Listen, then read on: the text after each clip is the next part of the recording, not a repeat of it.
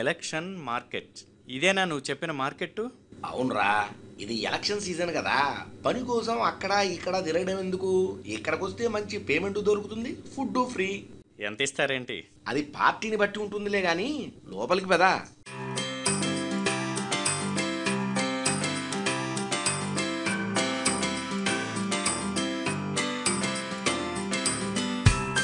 చూసావా, ఇది bike section. Petrol అంతా వాళ్లే పెట్టుకుంటారు. మనం బైక్ ఎక్కి రై రై అని ర్యాలీ చేయడమే. జెండా పట్టుకోవడం, జై కొట్టడం, సీటు మీద కూర్చోవడం, సీటీ కొట్టడం. మంచి సరదాగా ఉంటది. ఏం సరదారా బాబు, సమ్మర్లో మండుటెండలో కింద సీటు కాలిపోతుంటే పైన సీటీ ఏం కొడతాం బాబు. ఆ జెండాలు 3వ షాప్లో కలెక్ట్ చేసుకోండి. ఇది జెండాల సెక్షన్. జెండాలేంటి, బ్యానర్లు, బ్యాడ్జీలు, స్టిక్కర్లు, ఎలక్షన్కి ఏమేం కావాలో అన్నీ ఈ మార్కెట్లో దొరికేస్తాయి, మనుషులతో సహా. అంతే కదా? ఏంటండి ఇది, నిన్న సాయంత్రం పార్టీ ఆఫీస్ దగ్గర చాయ్ ఇచ్చారు, అస్సలు బాగోలేదు. మధ్యాహ్నం రెండోసారి కూల్ డ్రింక్ అన్నారు, ఇవ్వనే లేదు.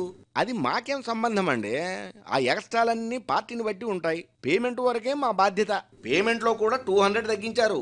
అది మా కమిషన్. ముందే చెప్పాం కదా, ఇష్టమైతేనే చెయ్యండి. ఈ పనికి ఇప్పుడు ఎంత డిమాండ్ ఉందో తెలుసా? నువ్వు కాకపోతే ఇంకొకడు. అయినా నువ్వేంటి, నిన్న నీలం పార్టీ మీటింగ్లో ఎర్ర పార్టీ లీడర్కి జై కొట్టావట. ఏ పార్టీకి పనిచేస్తున్నావో చూసుకోవద్దా? ఏం చేస్తామండి, పొద్దున్న షిఫ్ట్లో ఓ పార్టీ, మధ్యాహ్నం షిఫ్ట్లో ఇంకో పార్టీ. ఏదో కన్ఫ్యూజ్ అయ్యాను. దాన్నే ఉంది సార్, మనం ఇప్పుడు ఏ పార్టీకి పనిచేస్తున్నామో చూసుకొని ఎంత జాగ్రత్తగా జై కొట్టినా ఏం లాభం లేదు. ఇది ఎలక్షన్ సీజన్ కాబట్టి అన్ని పార్టీల లీడర్లు ఓటర్లకు జై కొడతారు. రేపు ఎలక్షన్లు అయిపోయాక ఎవరెవరు కలుస్తారు, ఎవరెవరికి జై కొట్టుకుంటారు ఎవడీ తెలుసు. వదిలేయండి.